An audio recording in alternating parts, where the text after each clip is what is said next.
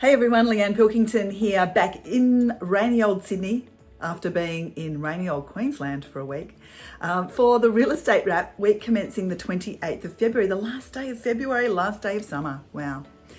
This week, 1,209 properties went up for auction in Sydney with a preliminary clearance rate of 76.9% compared to last week, 1,021 properties with a final clearance rate of 71.8%. Same weekend last year, 844 properties with a clearance rate of 85.3%. So we can see stock levels are continuing to grow and clearance rates are still, relatively strong. Across the country, 3,384 properties went to auction, which is the busiest February auction week since records began with CoreLogic back in 2008. So that tells you a lot. And clearance rates across the country, preliminary clearance rates at 74.3.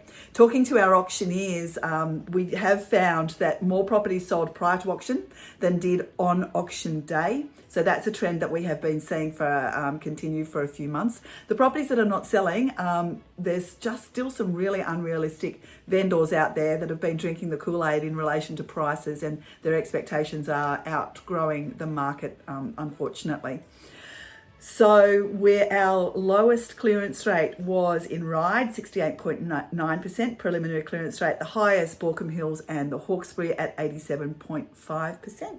Let's see what the first week in March holds, and I will be back to you next week with those results.